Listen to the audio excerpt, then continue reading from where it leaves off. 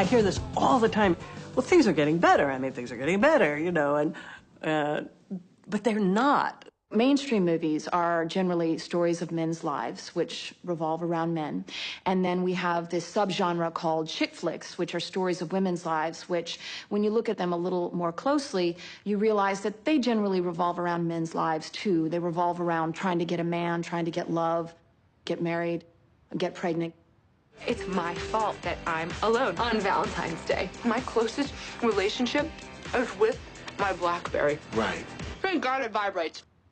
Between 1937 and 2005, there were only 13 female protagonists in animated movies.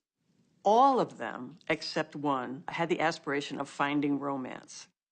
As a culture, women are brought up to just be kind of fundamentally insecure and always looking for the time when that knight on a horse will come and rescue us or provide for us.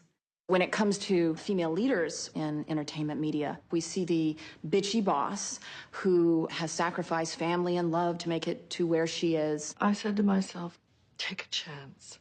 Hire the smart fat girl.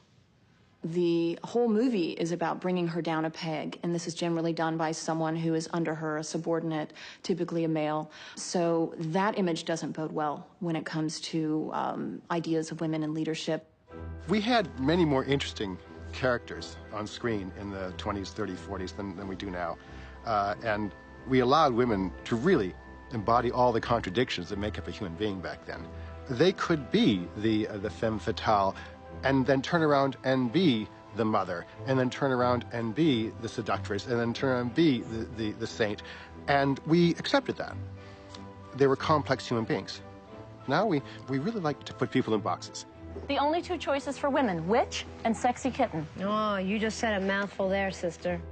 As men, we do it because we don't understand characters that aren't ourselves, and we aren't willing to put ourselves in the skin of those characters. And women, I think, terrify us. We tend not to write women as human beings. It's cartoons we're making now, and that's a shame.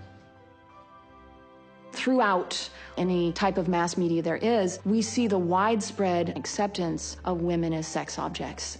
In rock videos, rap and hip-hop videos, in all the summer blockbusters, women are basically just body props there for young male viewers. I think when they do put in the part, she's used as a sexual object or an object of desire or want toward the men, which I think should change a lot because there's a lot more to a woman than just a body. We're socializing boys to believe that being a man means being powerful and in control. Ooh la la. Being smarter than women or better than women, or our needs get met first in relationships with women. That's not genetically predestined. That's learned behavior. You don't think I can be a surgeon? I can be a surgeon. Surgery's hardcore. I'm hardcore. You won't last the first year, babe. We also see a new incarnation of this, where women appear to be empowered. They are carrying the story, they're the action hero. But again, when you peel back a layer or two, you discover that it's not really about their agency. And I call this archetype the fighting fuck toy. Don't speak, even whisper. That's a badass chick. Because even though she is doing things